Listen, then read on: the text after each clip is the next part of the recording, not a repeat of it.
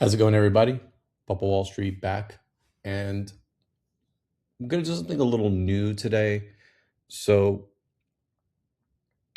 for those of you who are new, again, my name is Danny Naz, but you guys might know me as the Papa Wall Street. And every weekend, I go through pretty much the same process. Slightly different this week because Friday was my 1 year anniversary with my wife. But usually, what happens on Friday after market close, 4:01, the first thing I'm doing is I'm going through the prior week's watch list and I'm pulling out the names that stood out, right? Maybe they broke out and they're still within range of the breakout. Maybe they broke out and are starting to pull back for a back test. Maybe they are ready to break out, or maybe they've already pulled back before the breakout and we're looking for a high quality pullback entry. So, part one of my process is really filtering through that watch list and finding names that what I deem and I call the carryover watch list, meaning I'm taking these names from last week's watch list and I'm just going to push them onto next week's watch list because there's still a trade there, right? There's still an opportunity to take a trade, to get in, or to watch for continuation pullback. So let me take you through this week's watch list. Now, I added Bitcoin in there, but I just look at Bitcoin more as a proxy to what I'm watching versus an actual trade. And you can see, we've been slowly grinding higher uh, on the daily chart. And just bear with me 1 second because Loom has changed their tools, and I don't understand where. All right, I'm going to have to figure this out. But in any event, let's see here. You could see here 4 days of tight price action under 78.3K on Bitcoin. To me, this is bullish, right? Whenever you see tight consolidation on any stock or instrument, you're going to want to watch for a potential breakout. Now, I'm going to show you a trade that I took on Friday at the end of this video. So try and make it through if you can. The best advice I can give you is watch it at 1.25 or 1.5 speed. I don't talk very slow, but I also don't talk very fast. So somewhere in that range, you should be able to get to this through this video in at least 30 to 50% faster speed. So in any event, what I look for is these tight consolidative periods, whether it's on the daily chart or the weekly chart. The daily chart, I might be looking for a medium-term swing. The weekly chart, I'd be looking for a long swing. And maybe on a lower time frame, like a 30-minute chart, I might be looking for a day trade with tight, 4-bar price action or 4 to 6 bar price action. All right, so we've established that this is a setup. And so what does that mean? So I'd be looking at crypto-related names. I would be looking at the miners. I would be looking at names like MSTR, which we'll take a look at shortly, BMNR also. I would look at, like I said, the miners. Anything crypto related is going to run if Bitcoin runs. So just keep that in mind. All right, let's go through some of these names from last week. Now, I didn't put out an official idea. What you'll notice on my watch list here, the green dots are basically coverage, like actual coverage, meaning I've dropped a note, and I might have to update a couple of these because I see that I'm pretty sure I dropped a note on Circle. But yeah, so AROC, what is this? This is kind of close to a low tight flag. It's not quite there. It's only a 50% move in, what is that, 7 weeks. But look at this here. We've got a TTM squeeze setting up right here. Right. And so I really like this setup here. Now, would I buy on a break? Probably not. It's a little extended, I think, to the upside. But if we get a pullback next week to the 1021 cloud, I think that is an ideal area to potentially buy. Let me see if just looking for, okay, never mind.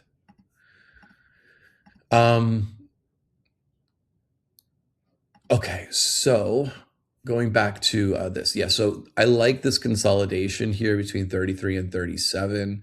Um, just looking back to see the personality of the stock, are there periods of time where we've consolidated like this? Not really, not that I mean, here before a nice continuation, this is a little choppy, but maybe like here before a breakout. So, I always like to look back on a stock and look to see its personality. Has it run like this in the past? What has it done after it's run? Has it done something like this? What is actually kind of interesting, I just noticed this. So look at this price action. So down, up,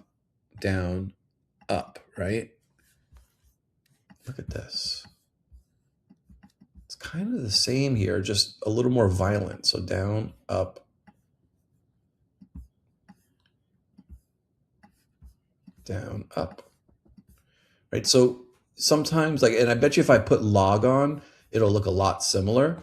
But I look for things like that, for symmetry in moves, for correlation to historical moves. All right, so I don't want to spend too much time here, but this setup looks really nice. That's why it's a carryover trade. Coinbase, right? Putting in the left shoulder, we put in the head, building out the right shoulder. Absolutely on my watch list. Circle, did I put a note out? No, I didn't. Circle's getting tight inside of this wedge. Don't know if it's going to go up or down, but something I want to take an eye out, keep an eye on and pay attention to. Okay, core weave. We broke out. We basically nailed this entire move from 87 to 125. Nailed it, 100%. Did I lose some money on that last trade? Absolutely. But do I care? I do not. Because the money that I made from here to here was incredible, right? And so what I like to do in first movers, just so you understand my style of trading, in first movers, meaning, okay, I know that this is an ABC pullback in wave four. Wave fours can be sloppy, choppy, and just very difficult to trade. However, when I saw, this series of higher lows here, now this is not a higher low, higher low, higher low, right? But this is a first higher low, and now we have a lower low and a lower low. But this lower low, this last lower low, is still higher than the prior low here on December 17th. So I'm still watching this, right? And then I could see that clearly establishes a base here at 87.64, right? Rejection. Let's look at it closer.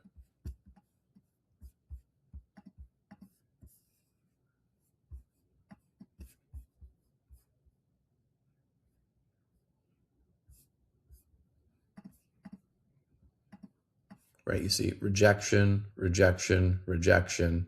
And then we had a gap over right here. What is this candle right here? This is a close the gap reversal. You see how the wick came in, it closed this little gap and then reversed higher. It's a beautiful trade. And this is exactly where I got in. And then I started rolling. So on this one, I took, I think, the 90 calls. And then the next day I rolled up to the 96 calls. And then the next day I rolled up to the 106 calls. And then the next day I rolled up to the 118 calls. And then the next day I rolled up to the 125 calls. And then these got a little choppy. I didn't take some profit on this wick right here. And then by this candle, I was just completely out of the trade.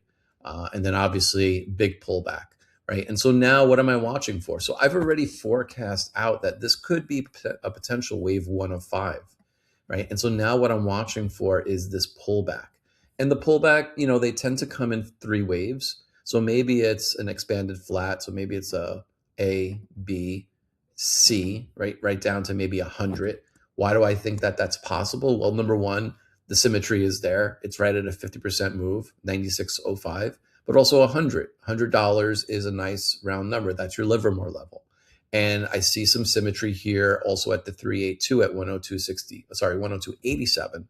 So am I trying to guess where the bottom is? No. But am I looking for where a potential bottom might be? Yes. And I'm not buying into the potential support. I'm buying over the break of that potential base or that potential support. All right. And then what I would do is I would use that low. Let's say the low is here. I would use this low right here as my stop loss. and I'm going to start taking chances. I'm going to start taking shots, right? And if it fails, I cut it quickly and I wait for the next setup. And if it fails again, I cut it quickly and I wait for the next setup.